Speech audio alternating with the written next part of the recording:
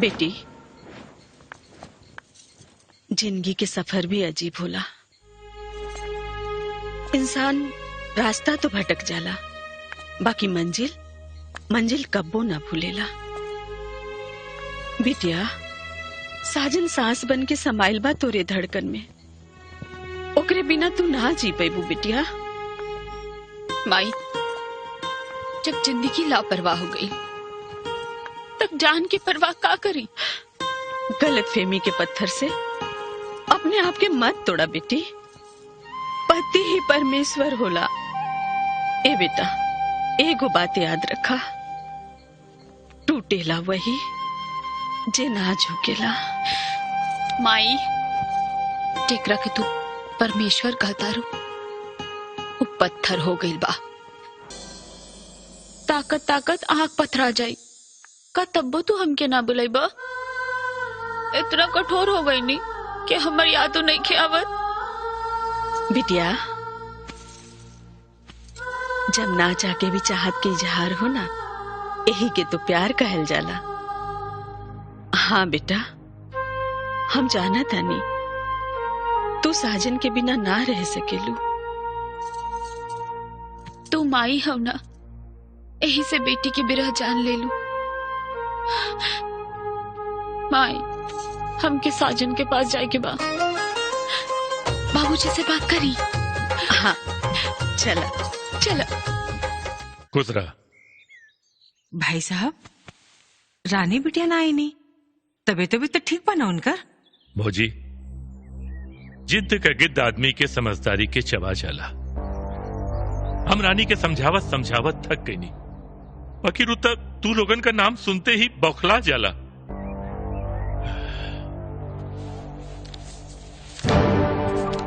बेटा, ई लेला।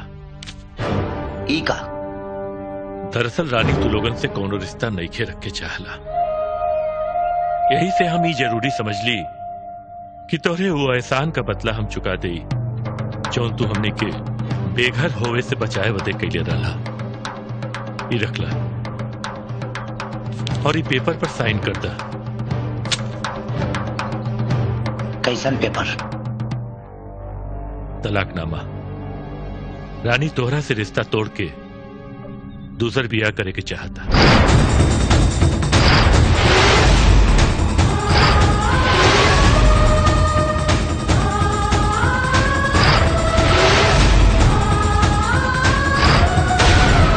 भाई साहब, कैसन बात करता नहीं? रघु रानी की तरह बुद्धि का बैल होगल बनी का? अरे केकरा घरे में मर्द मेहरारू के बीच में झगड़ा झंझट ना होला, लेकिन एकर मतलब इतना ना होला कि रिश्ता रेगिस्तान और बुनियाद बंजर हो जाए। फौजी, रिश्ता के रास्ते पर चले वाले मुसाफिर जब एक दूसरा से दूर हो जाले तो मजबूरी गार्जियन के मुंह पर मातम जैसे लगेला। अगर हम अपना बेटी के खुशी में साथ न दे तो लोग हमारा मुंह पर थूकी हैं। हम अपना संस्कार के साथ ना जाए दे। B PAN.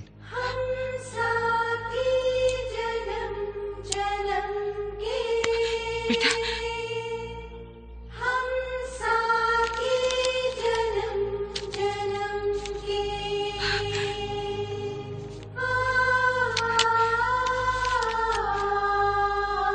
ये पेपर ले जाके अपना बेटी के मुंह पर चिपका दे और मुंह गंदा होके से बचे। धन्यवाद बेटा। फौजी, हमार कहल सुनल माफ करिएगा।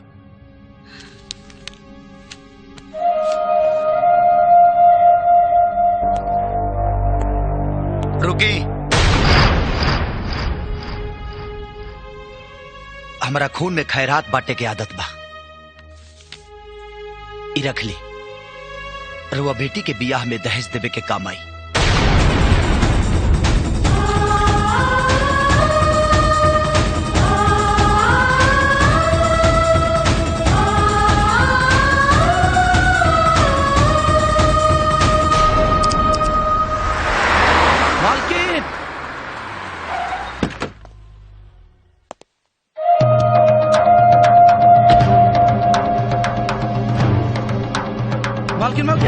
मालिक आ गए। दामाद जी के खातिर नाश्ता पानी लेके आओ। बाबूजी, साजन कहाँ बाड़न? का बात बा बाबूजी? घर में सब हालचाल ठीक बा ना?